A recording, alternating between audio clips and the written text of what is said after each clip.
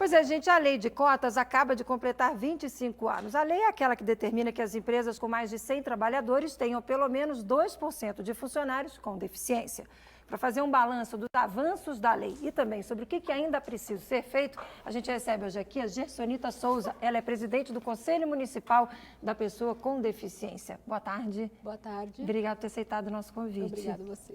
Bom, na sexta-feira vocês fizeram um auê lá no Ibirapuera para chamar a atenção sobre essa lei. A gente, inclusive, Dimas Soldi estava ao vivo de lá, falando da necessidade de chamar atenção para a lei, principalmente para a fiscalização dessa lei. Você diria que esse é um dos principais desafios? Sim, esse é um dos principais desafios, porque a lei foi criada para o trabalho da pessoa com deficiência. Teve um avanço, sim, importante, considerável, mas ainda temos algumas questões de problema, como a acessibilidade nos locais de trabalho e a questão também da fiscalização também, porque não se cumpre. E tem a questão também da acessibilidade, de comunicação. Um deficiente auditivo precisa de um intérprete no local. Sim. E poucas empresas dispõem desse recurso, como também tem a questão da acessibilidade no geral para a pessoa com deficiência física. Isso as empresas precisam melhorar muito, precisamos fazer um trabalho constante de fiscalização dessas questões. Temos a CIO agora, mas não contempla todas as empresas da cidade de São Paulo. Qual é o avanço que dá para dizer que houve? Afinal de contas, são 25 anos de lei. Muita coisa deve ter mudado nesse período. Tem o emprego apoiado. Isso é importante também para as pessoas com deficiência intelectual, que têm um emprego apoiado. E a APAE faz um trabalho bacana em cima disso, que apoia o deficiente no trabalho e tem essa capacitação no trabalho, coisa que as empresas não dão, às vezes, essa capacitação. Tem as vagas. Tem muitas empresas com muitas vagas na capacitação. Então, se a empresa tem a vaga e ela capacita o funcionário, como tem o treinamento para as pessoas comuns, o deficiente precisa ter essa capacitação, para ele ter condições de igualdade com as outras pessoas dentro daquela empresa. Isso é que se chama de emprego apoiado? Não. O que é emprego apoiado? O emprego apoiado também é assim. A APAE que tem um trabalho importante nisso, que ele capacita esse pessoa com deficiência intelectual, coloca no mercado de trabalho e ele fica acompanhando o desempenho dessa pessoa com deficiência dentro da empresa. Então, isso é o trabalho... É um trabalho que realmente a APAE faz esse trabalho. Entendi. A capacitação não depende da APAE, ou também depende da APAE? Um pouco da APAE, mas a empresa deveria investir melhor nisso.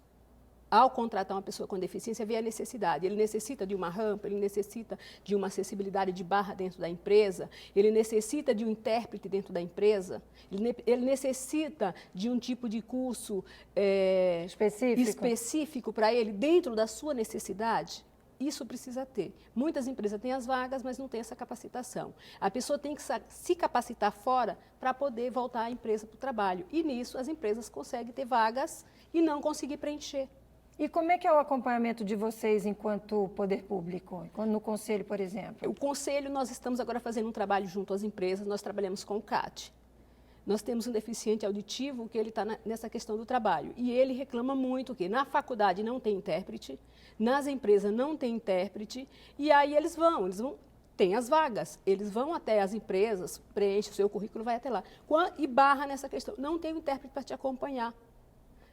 Os funcionários não estão preparados também, não tem ninguém lá com Libras para estar ajudando. E ele fica sem o trabalho.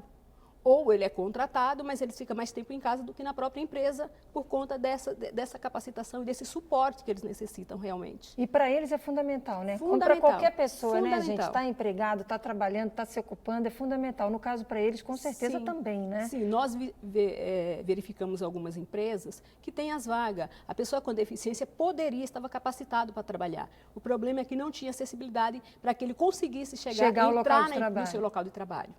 É questão de você deixar uma mesa acessível, é questão de entrada no espaço de trabalho, uma rampa, barras, banheiros com adaptação para eles. E falta isso. E sobra as vagas de trabalho. E precisa mudar, precisamos mudar. Então, intensivo agora... É um trabalho intensivo. Com relação à fiscalização da lei, porque a lei existe, completou 25 anos ontem... Não é isso? Quer dizer, está mais do que madura, já passou da idade da maioridade penal aí e está precisando ser cumprida e ser fiscalizada. Nós vamos fazer uma força-tarefa enquanto conselho para verificar tudo o que está acontecendo e fazer um trabalho intensivo. Ok. Tem alguma ação prevista para os próximos dias ou para o próximo mês? Vocês estão com alguma coisa já em... Nós estamos trabalhando junto às entidades, às ONGs que trabalham com pessoas com deficiência. Então, a gente tem algumas reuniões agora para ver, fazer um diagnóstico do que está acontecendo, que ação nós vamos implantar em cima disso. Até porque, como você disse, vaga tem. O que é importante é que o acesso a essa vaga aconteça. Capacitação. Né? Precisa capacitar e acesso essa à pessoa vaga. com deficiência para ele conseguir trabalhar em igualdade com os demais. Gessonita, obrigada pela participação. Sucesso aí nesse desafio. Conta com a gente aqui no Repórter São Paulo. Muito obrigada. Obrigada pela oportunidade. a você. Até uma próxima oportunidade. Boa semana. Obrigada.